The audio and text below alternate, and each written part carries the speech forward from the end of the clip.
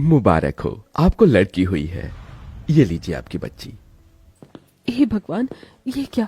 एक तो मुझे लड़की हुई है, ऊपर से इसका रंग कितना काला है। अगर माँ जी ये इन्होंने इसे देख लिया तो न जाने क्या होगा। सुजाता मन ही मन ये सब सोच रही होती है कि तभी वहां उसका पति अनुराग आता है। करमजली, तुझे शर्म नहीं आई एक लड़की को पैदा करते हुए? ऊपर से पैदा भी किया तो एक काली लड़की को। अगर मुझे पता होता कि तू काली लड़की को जन्म देगी तो मैं तेरी कोख में ही से मार देता। मुझे एक बेटा चाहिए था, ना कि एक काली बेटी और बदसूरत बेटी।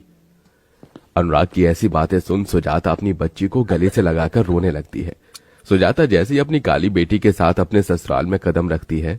कल मोही, शर्म नहीं आई तुझे एक लड़की को जन्म देते हुए? मैं तो खुश थी कि मेरी बहू पेट से है, बिल्कुल मेरे बेटे की तरह एक सुंदर से बेटे को जन्म देगी, लेकिन इसने तो अपनी तरह ही काली बेटी को जन्म दिया है। मुझे तो शर्म आती है तुझे अपनी पत्नी कहते हुए। अगर पता होता कि तू एक काली बेटी को जन्म देगी तो मैं तुझसे कभी शादी नहीं करता। जा किसी कुएं में डूबकर मर जा और साथ में अपनी इस काली बेटी को भी ले जा। एक माँ सब कुछ बर्दाश्त कर सकती है, लेकिन कभी भी अपने बच्चे के खिलाफ कुछ गलत बर्दाश्त नहीं कर सकती। अपनी सास और पति से अपने बच्चे के लिए इतना सब कुछ सुन सुजाता का दिल पर जो बीत रही थी उसके बारे में तो कोई अंदाजा भी नहीं लगा सकता था। अनुराग को शुरू से ही एक बेटा की चाहत थी, लेकिन अपनी पत्नी को एक काली बेटी को जन्म देने की वजह से अनुराग अब सुजाता से नफरत करने लगता है। इसलिए अनुराग अब गांव की एक गोरी लड़की से शादी कर लेता है। ये आपने क्या किया? मेरे होते हुए आपने दूसरी शादी कैसे कर ली? अब मेरा और मेरी बच्ची का क्या होगा? आप ऐसा कैसे कर सकते हो? तुझे क्या लगता था कि मैं तेरे और तेरी इस काली बेटी के साथ जिंदगी भर रहकर अपनी पूरी जिंदगी बर्बाद करूंगा? इसलिए मैंने किरण से शादी कर ली है। मुझे पूरा भरोसा है कि किरण एक बेटे को ही जन्म देगी, इसलिए मैं किरण के साथ हमेशा हमेशा के लिए ये गांव छोड़कर जा रहा हूं। अनुराग दूसरी शादी कर हमेशा हमेशा के लिए गांव छोड़कर चला जाता है। अनुराग के जाने की वजह से अब घर की सारी जिम्मेदारियां सुजाता पर आ गई थी, इसलिए अब सुजाता मेहनत मजदूरी करके घर में सबका गुजारा चलाती है। मिल गया तुझे चैन, पड़ गई तेरे कलेजे को ठंडक। अगर तू इस काली बेटी की जगह एक बेटे को जन्म देती तो मेरा बेटा मुझे कभी छोड़कर नहीं जाता।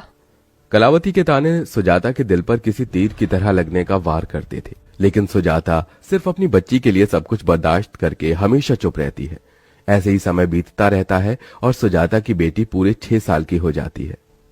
माँ, आप कहाँ गई थी? मैं कब से आपका इंतजार कर रही थी। बेटा, आज काम करते हुए फैक्ट्री में मेरे पैर में चोट लग गई थी, इसीलिए आने में देरी हो गई। तू भले ही दुनिया की नजरों में सरस्वती बनने का ढोंग कर ले, लेकिन तेरी सारी सच्चाई मैं जानती हूँ। तू आज इस चोट की वजह से लेट नहीं हुई है, बल्कि तू तो किसी के साथ अपना मुंह काला कर रही थी। माँ जी, आप होश में तो हैं क्या? क्या क्या बोले जा रही हैं? आपको शर्म नहीं आती अपनी बहू पर ऐसे लांछन लगाते हुए? मेरे सामने ये ढोंग करने की जरूरत नहीं है। तेरे इस चरित्रहीन हरकतों की वजह से ही मेरा बेटा तुझे छोड़कर हमेशा हमेशा के लिए शहर चला गया।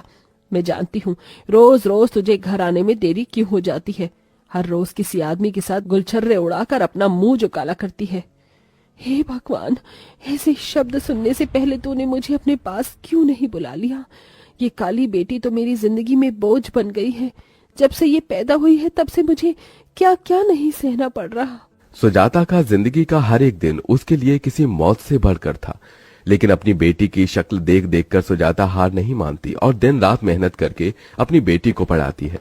ऐसे ही समय गुजरता है और अब काजल बड़ी हो जाती है। माँ देखो, मैंने पूरे कॉलेज में टॉप किया है। मैं जानती ही थी कि मेरी काजल ही पूरे कॉलेज में टॉप करेगी।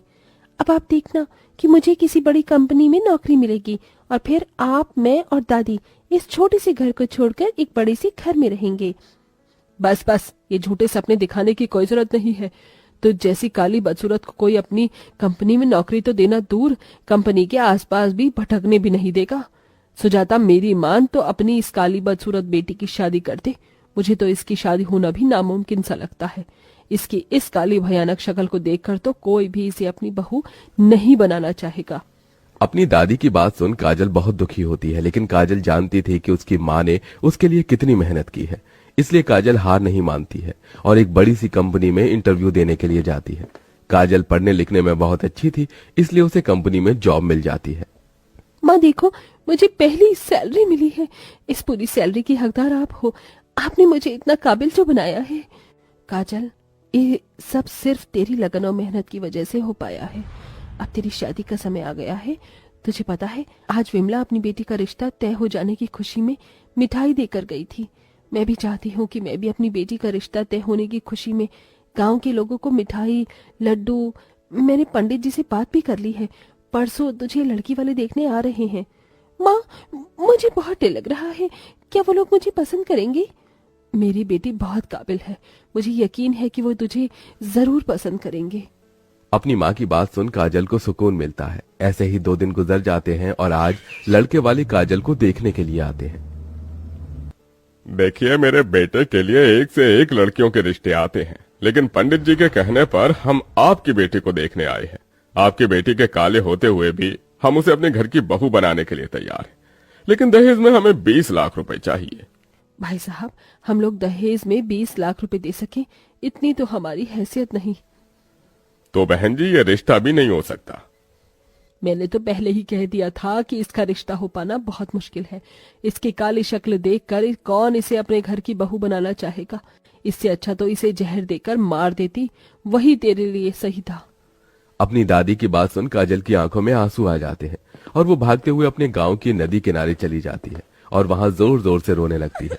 काजल के रोने की आवाज सुन वहां पर एक अंशुमन नाम का लड़का आता है। अरे, आप ऐसे ही रो क्यों रही हैं?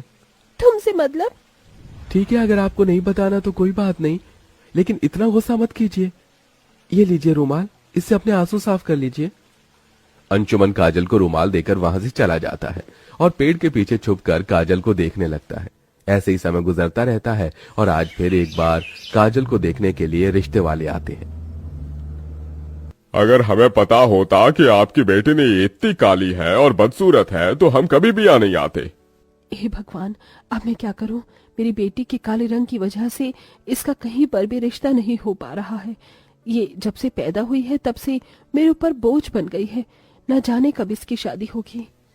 जो भी रिश्ते वाले काजल को देखने के लिए आते हैं तो उसके काले रंग की वजह से शादी से इनकार कर देते हैं, या तो इतना दहेज मांगते हैं जो सुजाता की हैसियत से बाहर था। इसलिए अब बेचारी सुजाता बूढ़ी उम्र में भी मेहनत मजदूरी करके पैसे जोड़ना शुरू कर देती है। माँ, आपको मेरी शादी के लिए इस उम्र में भी कितना काम करना पड़ रहा है। आपके हाथों में कितने छाले आ गए हैं। अपनी माँ को इतनी मेहनत करता देख काजल से रहा नहीं जाता, इसलिए अब काजल भी ऑफिस के साथ साथ गांव में अपनी माँ से छुपकर बच्चों को ट्यूशन पढ़ाना शुरू कर देती है। और अब काजल भी अपनी माँ की तरह धीरे धीरे पैसे जोड़ती है। अरे यार, 9 बज गए हैं और ये अभी तक आई नहीं। अंशुमन ने जब से काजल को देखा था तब से अंशुमन काजल को पसंद करने लगा था। अंशुमन को काजल के काले रंग से कोई भी दिक्कत नहीं थी, वो तो अब उसे बेपनाह मोहब्बत करने लगा था। पापा, आपने सोच भी कैसे लिया? मैं इस काली कल मुहित से शादी करने के लिए तैयार हो जाऊंगा। चलिए यहाँ से। आज फिर एक बार और काजल के काले रंग की वजह से उसका रिश्ता नहीं हो पाता। काजल अब इन सब चीजों को और बर्दाश्त नहीं कर पाती, इसलिए गांव की नदी किनारे जाकर काजल नदी में खुद की आत्महत्या करने ही वाली होती है कि तभी वहां अंशुमन आता है और काजल को ये सब करने से रोकता है। तुम पागल तो नहीं हो गई हो?